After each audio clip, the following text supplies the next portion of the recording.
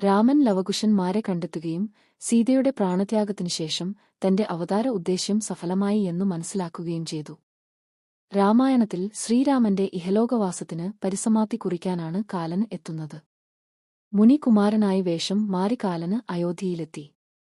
ശ്രീരാമദേവനുമായി പല കാര്യങ്ങളും സംസാരിക്കാനുണ്ടെന്നും അത് രഹസ്യമായിരിക്കണം, അതുകൊണ്ട് ആരും ആ സമയം തങ്ങളിരുവരെയും ശല്യം ചെയ്യരുതെന്നും അദ്ദേഹം നിബന്ധന വെച്ചു.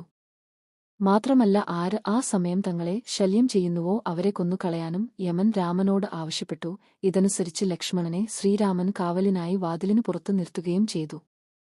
യമധർമ്മനുമായി സംസാരിച്ചുകൊണ്ടിരിക്കുമ്പോൾ ദുർവാസാവ് മഹർഷി രാമന്റെ കൊട്ടാരത്തിലേക്ക് കടന്നുവന്നു. ഈ സമയത്ത് രാമനും യമനും തമ്മിലുള്ള സംഭാഷണം നടക്കുമ്പോൾ ആരെയും ഉള്ളിലേക്ക് പ്രവേശിപ്പിക്കരുതെന്ന് ലക്ഷ്മണൻ കർശന നിർദ്ദേശം നൽകിയിരുന്നു. ദുർവാസാവ് മഹർഷി അകത്തേക്ക് പ്രവേശിക്കാൻ അനുവാദം ചോദിച്ചു. ലക്ഷ്മണൻ ഋഷിയുടെ പ്രവേശനം തടയുകയും കാരണം വിശദീകരിക്കുകയും ചെയ്യുന്നു. ദുർവാസാവ് കോപാകുലനായി.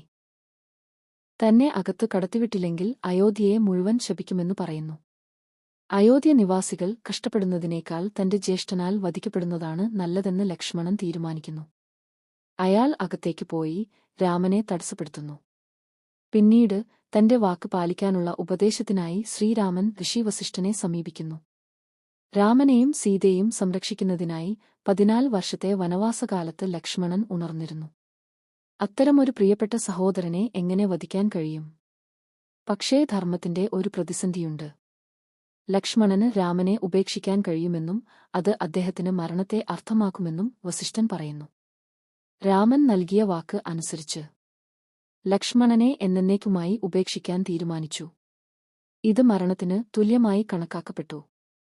തുടർന്ന് ലക്ഷ്മണൻ സരയൂ നദിയിൽ ജലസമാധി പ്രാപിച്ച് സ്വയം ജീവൻ വെടിയുകയായിരുന്നു. ചുരുക്കത്തിൽ രാമൻ യമനു നൽകിയ വാഗ്ദാനം ഒരു ഉപാധിയായി വർത്തിച്ചു.